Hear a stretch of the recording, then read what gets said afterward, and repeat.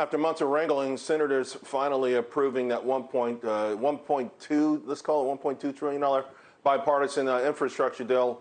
Now they're setting it up. They hope it passes this week. Joining me now, North Dakota Senator Kevin Cramer. Senator, it clocks in at nearly 3,000 pages. I assume your office is going through this as well as they can. Anything stand out to you immediately as a red flag?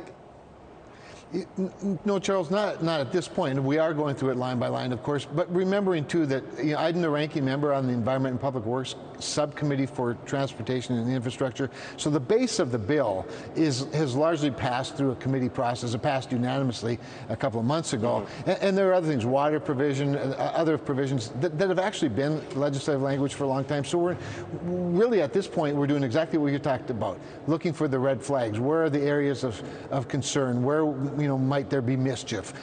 Does the written language actually, coincide with the themes that were passed when we voted to proceed to the measure?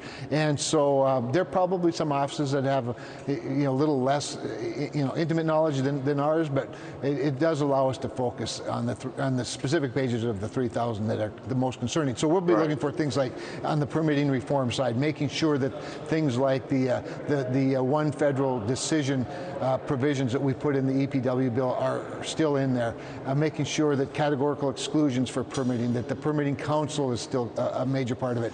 And because little money goes a lot further when you don't have to take 10 years to do a 2-year job. And those are things that we're looking at, as well as the formula things to make sure that the miles of highway, for example, are accounted for, as well as the population of a particular state. You might understand that. North Dakota has a lot of highways and few people. So there are just a lot of those nuanced things that we're looking very closely at. I've been on those North Dakota highways, believe me, they better cover them. All right. Hey, now, to me, though, it really seems like this all sets up for perhaps a quick passage of the $3.5 trillion spending bill. Can you handicap whether you think that gets through? I saw a lot of folks on the left complaining about this infrastructure bill, and I saw a lot of, schematics saying that they feel like they lost out on that. What do you think in terms of this making it through, and what are your Democratic colleagues telling you with respect to the impact of inflation that all the spending has already had?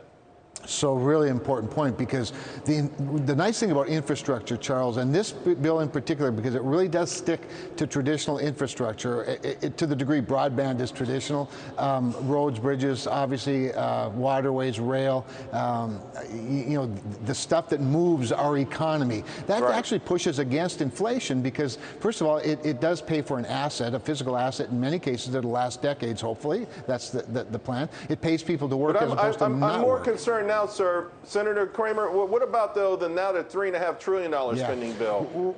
Because it feels like the whole game plan is, hey, pass this, prove we're bipartisan, and then muscle the other one through. Sure. Well, whether we pass this one or don't pass this one, they're going to muscle the other one through. The difference being, if we pass a $1 trillion package that actually has spending constraints, that actually has infrastructure as its focus, and the profitability of the private sector, I think you've taken a lot of the low-hanging fruit out of a human infrastructure bill that I think makes it more difficult, frankly, for them to pass it. And they're going to do it. I got you. If we didn't do this one, I think it's not just $1 trillion, it's probably $2 trillion they add to the $3.5 trillion, and they do whatever they want without any permitting reforms. Less than a minute to go. Is the debt ceiling, where is the debt ceiling thing? So right now, I don't know a single Republican that would be supportive of a clean raising of the debt ceiling. Now, I haven't surveyed all of them, but we're looking at conditions that we would want to put on the raising of the debt ceiling, fundamental things that get to the heart of raising the debt ceiling and spending, things like raising the threshold for a vote if you continue to add to the debt once the debt is greater than or equal to productivity, as an example. So we need to see some structural changes.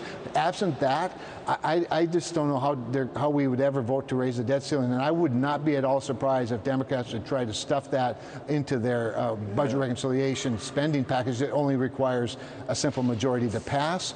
But we have to have a serious discussion about the debt and the deficit on both sides of the ledger, both the discretionary and the mandatory side of the ledger.